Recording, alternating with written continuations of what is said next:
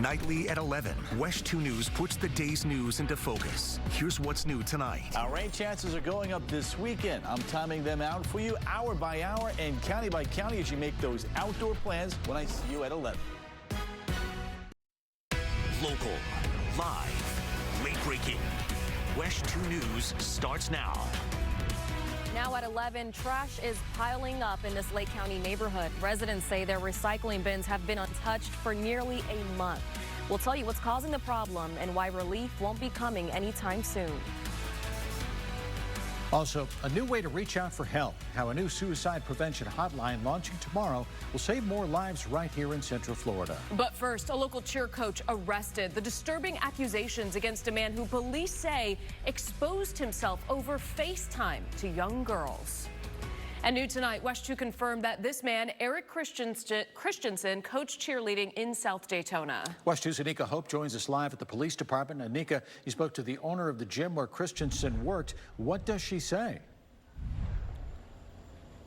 The owner of Champion Elite Legacy told me Eric Christensen did coach young girls there. She told me on Monday he called her, told her about a FaceTime incident. She said she immediately fired him. He was arrested today. Tonight, an 18-year-old suspected of killing his father in Deltona, then shooting at deputies in Lake County, will remain behind bars without bond. WESH 2's Luana Munoz is here with what happened at the teen's first court appearance this morning. Luana? Yeah, Jim, John Santiago is charged with attempted murder of a law enforcement officer. This news comes one day after Volusia County deputies say that the body of his own father was discovered in an Orange County lake, and Santiago is a suspect in his death. In Osceola County, the sheriff's office says a man who was found dead in a car died from an overdose. Deputies found him unresponsive after the car crashed in a ditch behind Key West Market on Old Dixie Highway in Kissimmee. Deputies say his death does not appear to be suspicious. The Osceola County Sheriff is responding after charges were dropped against two people wounded in a deadly shooting outside of a Target store. Investigators accuse Joseph Lowe and Michael Gomez of stealing Pokemon cards and pizza from the Target store. 20-year-old Jaden Baez was later killed by deputy gunfire after allegedly accelerating toward deputies. The state attorney's office said the cases for theft against Lowe and Gomez are not suitable for prosecution. In a statement, Sheriff Marcos Lopez says they respect the decision. However, Osceola County Sheriff's Office remains committed to responding, investigating, and holding all individuals who commit crime responsible for their actions. Mark Nee James Law Firm is representing Lowe and Gomez. He responded, "This paltry excuse of a response is again a misrepresentation of the facts and an effort of the Osceola Sheriff's Office and its sheriff to mislead the public." Trash is overflowing for some people in Lake County because their recycling bins have not been emptied for almost 3 weeks. WESH 2's tonight, Gabor Geddes spoke with homeowners in the Sawgrass Bay neighborhood in Claremont. She also learned what's causing the pickup delay. COVID-19 infections continue to increase in Florida over the past 10 weeks. The Department of Health says the positivity rate is at 21.2%. It was down to 11.4% in the beginning of May. Now take a look at this chart. In the past 10 weeks, the number of vaccinations has decreased since May. Here's a look at where Central Florida stands. Seminole County had the highest positivity rate reported last week. The lowest was in Brevard County. Omicron subvariants are leading to a rise in infections this summer. Now to the monkeypox outbreak. The CDC predicts more infections in the next coming weeks. That's because it's getting easier to test patients and report cases. Right now, the median age for infected people is 36 years old. Doctors warn monkeypox can be spread by close physical contact and by touching contaminated surfaces. A national suicide hotline will officially launch tomorrow. People experiencing a mental health crisis can call or text 988 to reach the lifeline. Trained mental health professionals will be available 24/7, providing free and confidential emotional support to people in distress. Many people don't realize out there that there's so many available nonprofit and government services that are available to help them. And that if they connect either with 211 or with 988, that we'll be able to connect people more readily and I think ultimately to save lives. The hotline has a network of 200 certified crisis centers across the United States, including here in Central Florida. So when you call 988, the call is routed to your local area.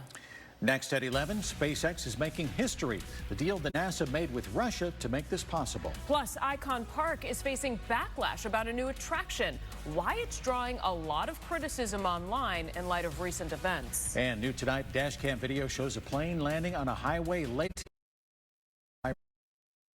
Wasn't the pilot's only problem. Tony. And Jim, plenty of heat out there today, but cooler temperatures are on the way this weekend, along with some rain. I'm timing that out for you straight ahead. Dr. Mary McLeod Bethune left a huge legacy on our community. It wasn't until her statue was unveiled that it was clear just how big of a moment this really was. Being able to be there and witness everyone's emotions as they took it all in and really appreciate its significance was heartwarming. It makes me so proud that we covered this story from the beginning through the unveiling and all the way to D.C. Because you never know how far a story will take you. WESH 2 News, local, live, late breaking. Download the free WESH 2 News app today.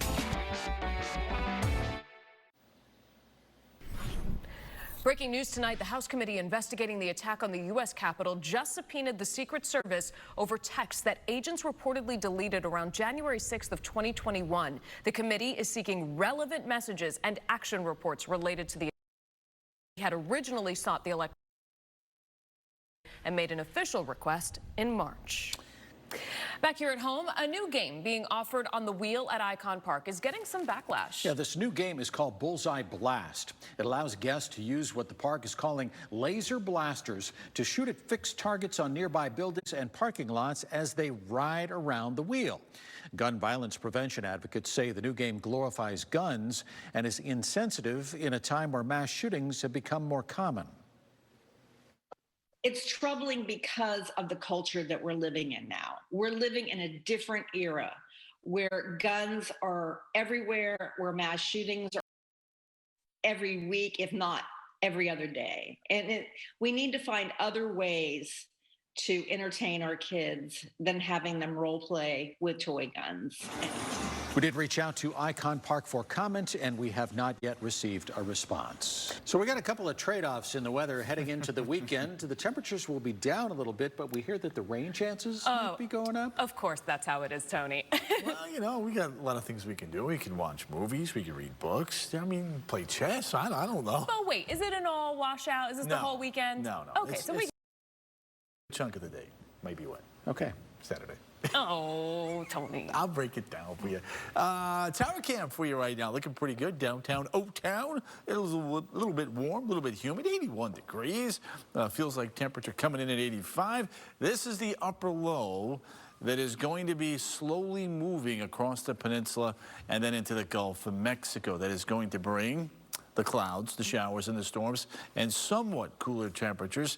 Late at night, we got a lot of storms along the west coast there and a few showers across far southeastern portions of Brevard County. But for the most part, things are pretty quiet. Ormond Beach back towards Palm Coast. The showers that were rummaging through western and northwestern Marion County beginning to fall apart. You got to get in real close on into the Palm Bay area and points to the south and east. We've had a couple of showers here. The models are insisting that more moisture is going to come in after midnight and kind of hug the coast overnight tonight. Tropically speaking, things are quiet for the time being. So let's take a look now at that updated 7-day forecast. Low 90s this weekend as those rain chances go down next week. Those afternoon high temperatures go right back up.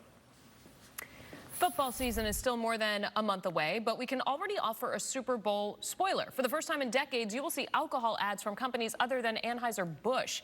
The company that makes Budweiser and many other beers is not renewing the exclusive advertising deal that it's had with the NFL since 1989. Molson Coors has already bought a 30-second spot for the game, and others are likely to follow. So we'll still have Clydesdales.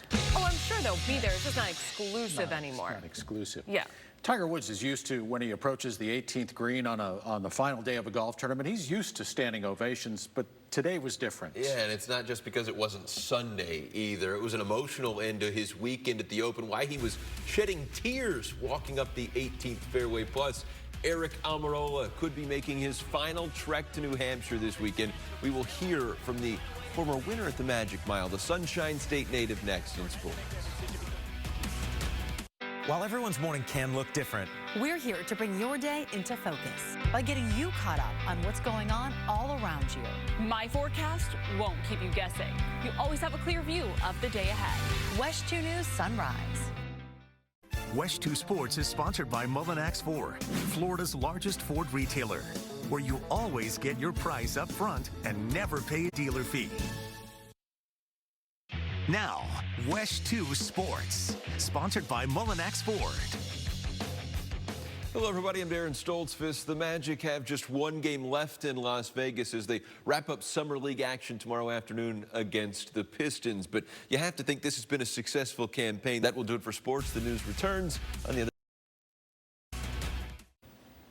We're used to finding wildlife in our swimming pools around here. We've seen alligators, snakes, but in Ohio, one community got quite the surprise in their neighborhood pool. I got you.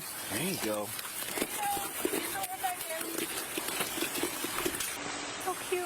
Yeah, that was the sound of a baby deer. Body camera shows a Shaker Heights police officer pulling a struggling fawn from the pool. The department wrote on Facebook, this little guy didn't realize it was intended for humans. Oh, thank goodness they got him. They did. That's our report for tonight. We're always on at WESH.com or the WESH 2 mobile app. Thank you so much for watching. We hope you'll join us again tomorrow night.